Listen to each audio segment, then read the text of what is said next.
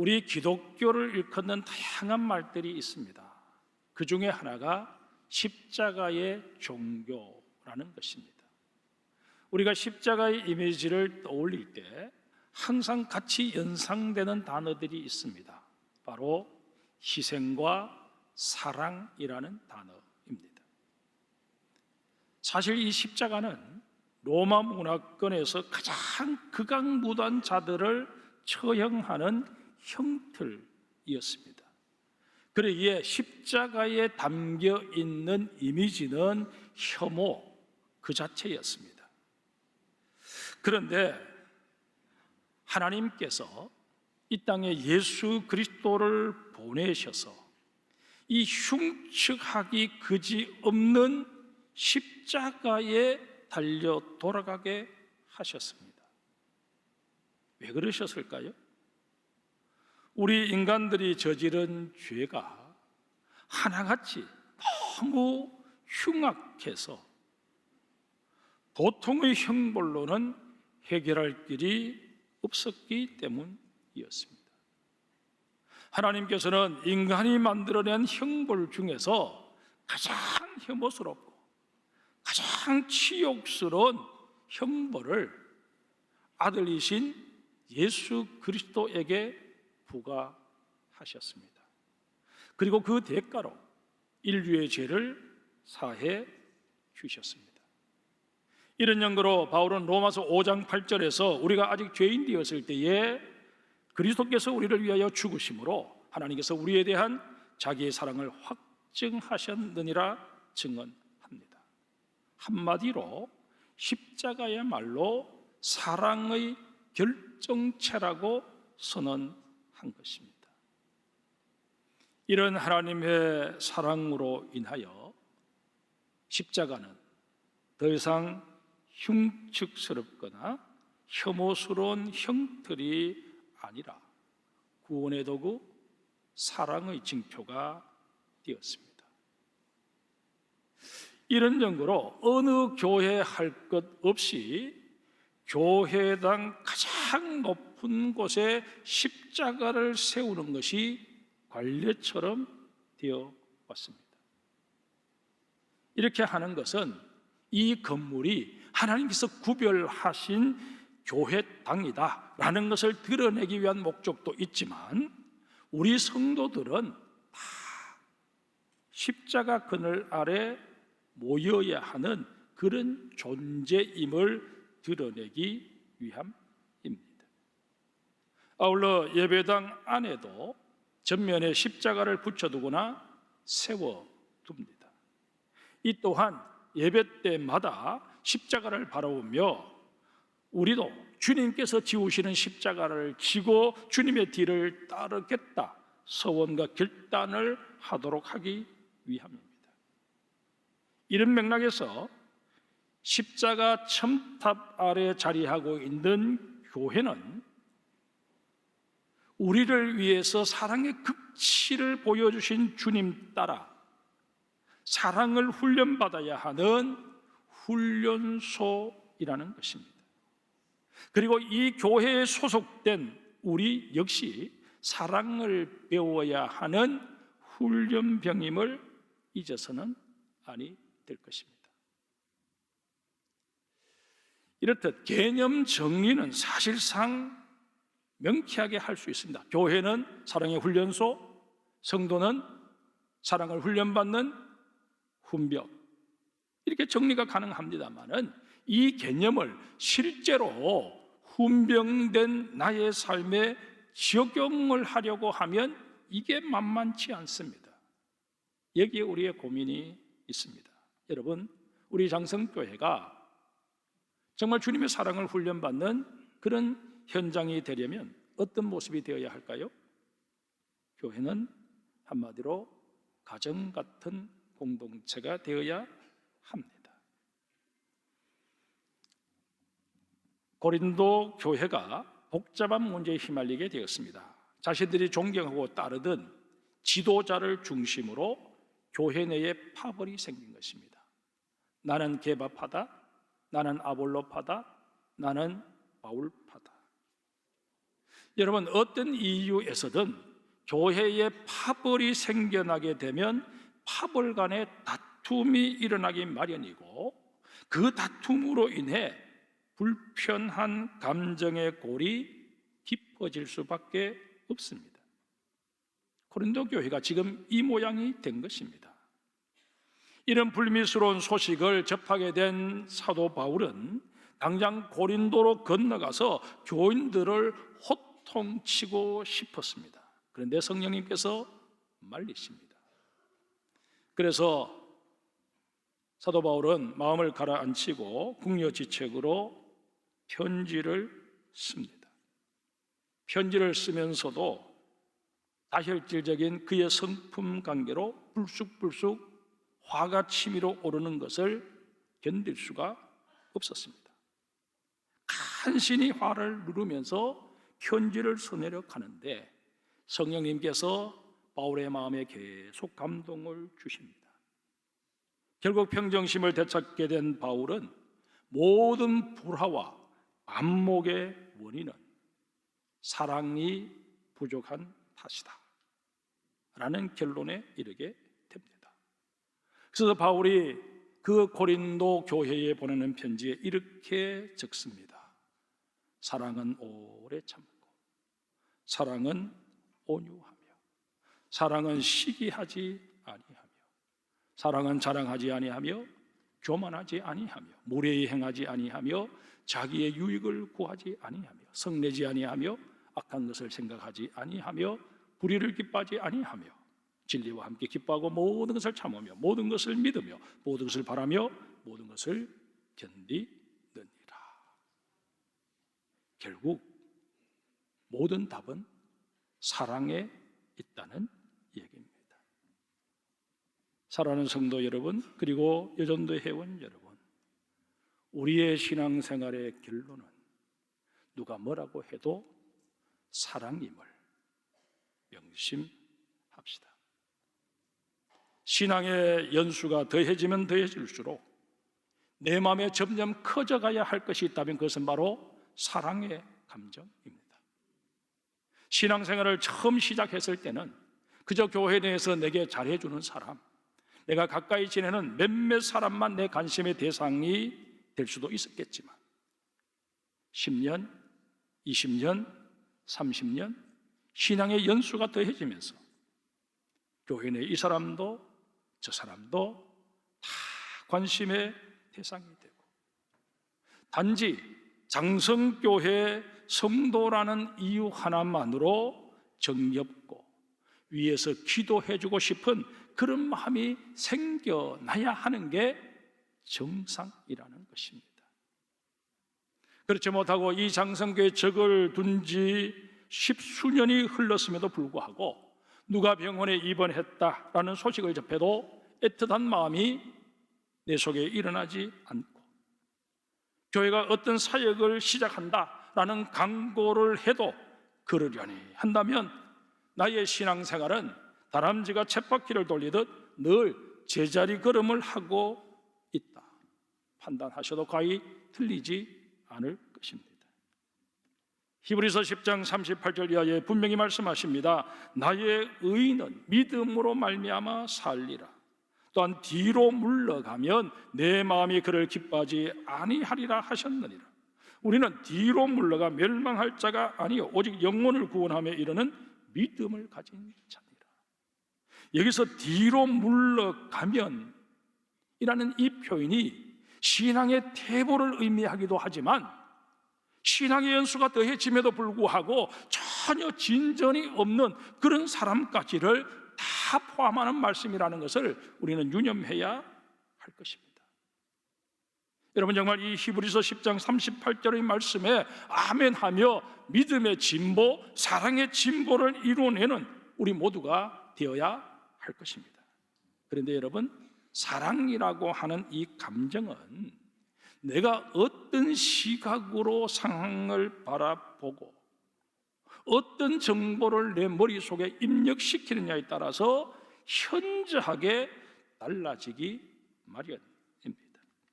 여러분, 우리가 누군가 사람을 바라볼 때는 가능한 대로 돋보기를 쓰는 게 좋습니다.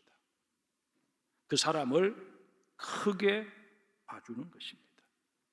예를 들자면 교회 학교 아이들을 바라볼 때 철부지 꼬맹이로 바라보는 게 아니라 하나님께서 그 아이 속에 담아 놓으신 놀라운 그 잠재력, 가능성, 그것을 우리가 바라보면서 아이를 향해 너는 큰 인물이 될 것 같다. 너는 이런 모습을 보니까 정말 이런 면에서 하나님이 크게 들어서실 것이다. 축복하고 격려해주는 우리 모두가 되어야 할 것입니다. 너는 왜 그렇게 별나니? 그렇게 말해서는 안 된다는 것입니다. 또한 다소 반항적인 태도를 보이는 우리 사춘기를 보내고 있는 청소년들을 바라볼 때 그저 그 아이들을 못마땅해 여기고 저놈 커서 뭐가 되려나 그렇게 우리 생각할 것이 아니라 성장을 위한 몸부림이려니 그렇게 여기며 오히려 축복해 줄 수 있어야 할 것입니다. 하나님 진통의 과정을 노도 강풍과 같은 이 시절을 이 아이가 잘 보내고 이런 과정 속에서 정말 더 하나님이 정금같이 다듬어 내실 줄 믿습니다. 그렇게 고백하며 축복해 줄 수 있어야 합니다. 아직은 어설픈 젊은 세대들을 바라볼 땐 그 아이들이 기성세대를 부정하고 또 기성세대에게 또 대드는 그런 태도를 취한다고 해서 괘씸하게만 여길 것이 아니라 새로운 세계를 꿈꾸며 더 나은 삶을 위해서 시행착오를 겪어가고 있는 과정인 만큼 이 아이들 많은 것을 경험해보며 여기도 부딪혀보고 저기도 부딪혀보는 가운데 정말 하나님께서 다시 한번 하나님이 원하시는 모습대로 빚어내시는 그런 은혜가 있기를 바랍니다. 그렇게 기도해 줄 수 있는 우리가 되어야 할 것입니다. 젊은 세대들 역시 중장년 세대를 바라보면서 꼰대라고 그렇게 폄훼해버릴 것이 아니라 가정을 지켜내고 사회에서의 책임을 다하기 위해서 자신도 모르게 경직된 모습이 되어버렸다 하는 사실을 인정하고 정말 우리 사회에 든든한 버팀목이 되어주는 우리의 어른들에게 감사를 표할 수 있어야 할 것입니다. 아울러 연세 높으신 어른들을 바라볼 땐 그분들이 걸어오신 그 험난한 인생길로 인해서 어쩔 수 없이 이런저런 고정관념들이 그 마음 깊이 새겨져 버렸다 하는 사실들을 인정해 드리며 어르신들의 희생과 수고를 통해서 오늘의 삶의 바탕이 마련된 만큼 진심으로 감사합니다 하며 존중을 표하는 그런 젊은 세대가 되어야 마땅할 것입니다. 그러나 정작 우리는 어떻습니까? 언제나 나 중심적입니다. 내 위주로 내 본의로 생각하고 판단해 버리기 일수라는 것입니다. 젊은 세대는 젊은 세대들대로, 연세 드신 세대는 연세 드신 세대들대로 자기 입장에서 그렇게 모든 것을 판단해 버립니다. 우리는 상대방을 바라볼 때 가능한 대로 크게 바라보고자 하는 그런 안목을 가져야 합니다. 그러기 위해서 우리는 영적인 돋보기를 늘 착용해야 합니다. 여러분, 우리는 돋보기를 썼다는 게 중요한 것이 아니고 그 돋보기를 통해서 뭘 보느냐 하는 게 중요합니다.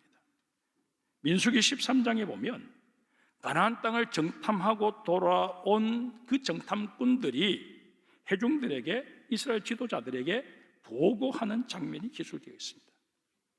이들은 하나같이 다 돋보기를 쓰고 있습니다.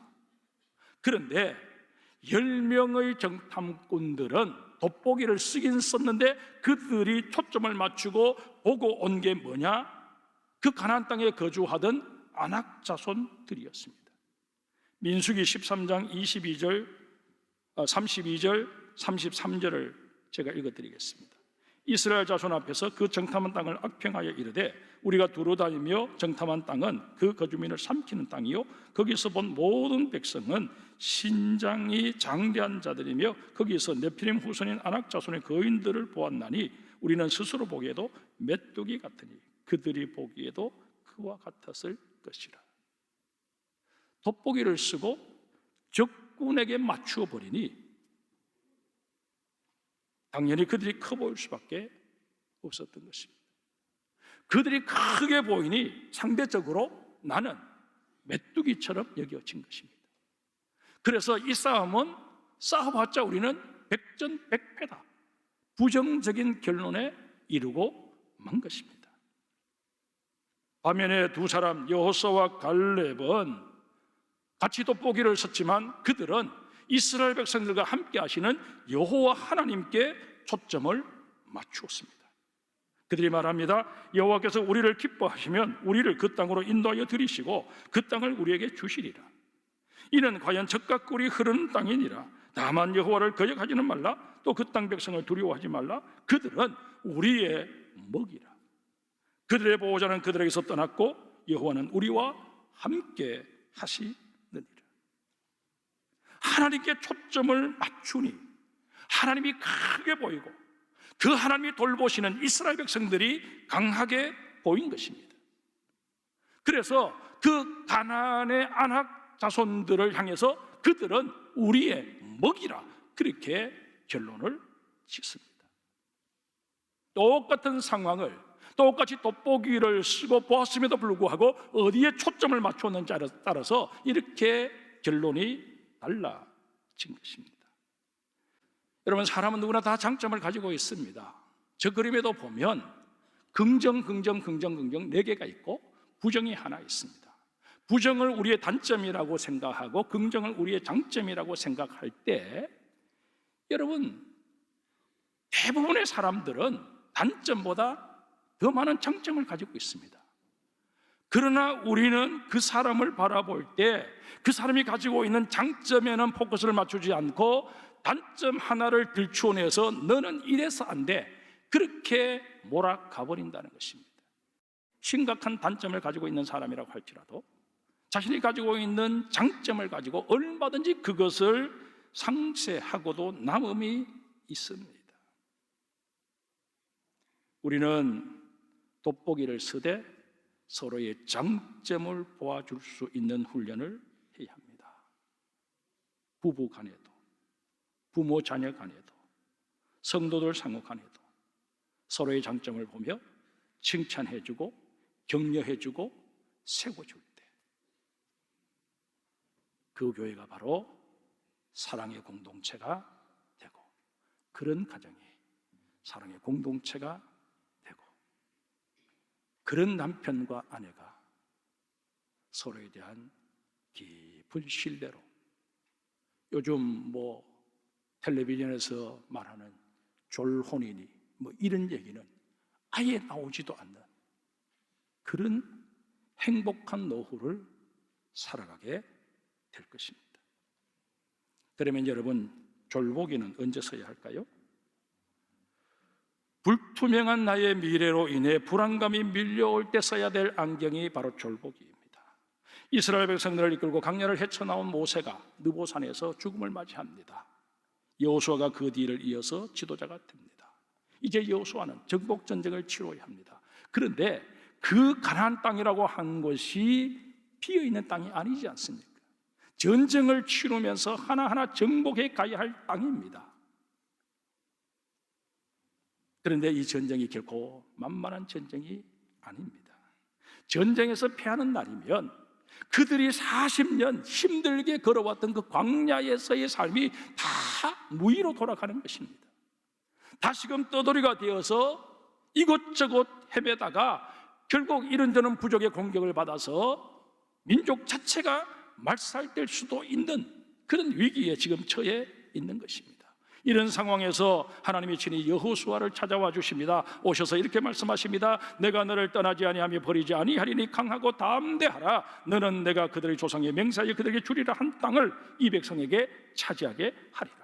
한마디로 여호수아에게 너 지금 돋보기 쓰고 상황을 크게 보고 그래서 마음에 불안해하고 염려하고 걱정하는 것, 그건 안 돼.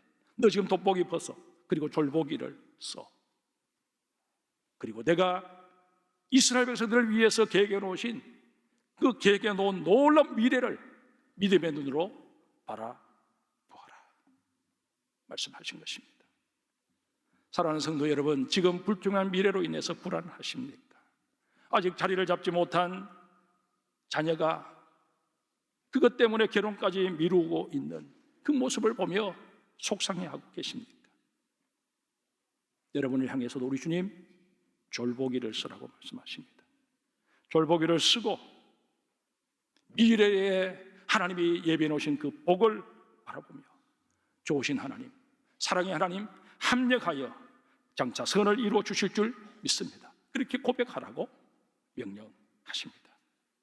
히브리서 11장에 보면 믿음의 사람들을 나열한 후에 13절 이하에 이 사람들은 다 믿음을 따라 죽었으며 약속을 받지 못하였으되 그것들을 멀리서 보고 환영하며 또 땅에서는 외국인과 나그네임을 증언하였으니 그들이 이같이 말하는 것은 자기들이 본향을 찾는 자임을 나타냅니다. 믿음의 사람들도 때로는 졸보기를 쓰고 현실의 어려움에 전전긍긍하지 않고 하나님이 펼쳐놓으시는 그 미래를 바라보았다는 것입니다. 사랑하는 성도 여러분, 끝날 때까지 끝난 게 아닙니다. 그러게 우리는 한순간도 맥을 놓고 있어서는 아니 됩니다. 주님께서 예배해 놓으신 최후의 승리를 위해서 마지막 순간까지 최선을 다하며 믿음의 경주를 달려가는 우리 모두가 되어야 할 것입니다. 그런데 마지막으로 우리가 꼭 하나 기억해야 할 사실이 있습니다. 우리가 돋보기를 쓰든지 졸보기를 쓰든지 그 목적은 사랑이어야 한다는 것입니다. 우리 교회에도 손자 손녀를 두신 할머니 할아버지가 여러분 계십니다. 돌아가신 저희 어머니, 저희 집안의 첫 손자가 태어났을 때 제법 연세가 되셨음에도 불구하고 그 첫 손자 늘 업고 다니셨습니다. 그 손자가 자라서 이제는 제법 무게가 나가는 그런 체구가 되었음에도 불구하고 어머니는 등에서 내려놓지를 않으셨습니다.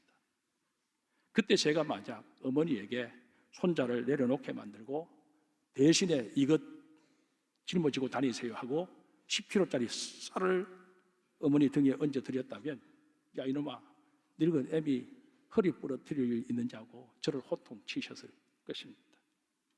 사랑하는 성도 여러분, 그리고 우리 여전도의 회원 여러분, 정말 우리의 신앙생활에서 필요한 게 사랑임을 다시 한번 절감하고 고백하십시다. 사람 모든 상황을 다 바꿔놓습니다. 여러분, 남편이 마음에 들지 않으십니까? 남편 때문에 속상하십니까? 남편에게도 분명 문제가 있겠지만 그러나 그 남편을 더 사랑하지 못하는 나에게도 분명 문제가 있습니다. 여러분의 자녀들이 여러분을 속상하게 하시고 여러분의 기대에 부응하지 못해서 여러분 그 자녀가 때로는 여러분들에게 있어서 짐처럼 그렇게 여겨지십니까? 물론 자녀가 잘못한 부분도 있을 것입니다. 그러나 그 자녀를 제대로 사랑하지 못한 나에게도 책임이 있음을 기억하셔야 할 것입니다. 성도들 간에 불편한 분이 계십니까? 그 성도에게도 분명 문제가 있습니다. 그러나 그를 더 사랑하지 못한 나에게도 문제가 있습니다. 사랑은 모든 상황을 해결해 주는 진정한 답입니다. 우리 모두 사랑을 훈련 받읍시다. 주님 우리에게 말씀하십니다. 새 계명을 너에게 주노니 서로 사랑하라. 내가 너희를 사랑한 것 같이 너희도 서로 사랑하라. 너희가 서로 사랑하면 이래서 모든 사람이 너희가 내 제자인 줄 알리라. 특별히 우리 여성도님들께 다시 한번 부탁을 드립니다. 오늘 여전도의 주린 관계로 여자분들에게 제가 이렇게 특별히 부탁을 드립니다. 여러분의 사랑으로 교회를 행복하게 만들어 주시기 바랍니다. 여러분의 사랑으로 여러분의 남편이 신바람 나도록 만들어 주시기를 바랍니다. 여러분의 사랑으로 자녀들이 꿈을 키워낼 수 있도록 만들어 주시기를 바랍니다. 이로 인해 여러분들은 영적인 자긍심을 갖게 될 것이고 주님 주시는 참된 행복을 누리시게 될 것입니다. 이런 면에서 정말 하나님께서 우리 장성의 모든 여성들을 향해서 너는 내 것이다. 내가 너를 내 손바닥에 새김바 되었고 너를 볼 때마다 나는 입가에 미소가 번진단다 말씀하여 주시는 그 은혜의 주인공들이 다 되시기를 주님의 이름으로 축복합니다.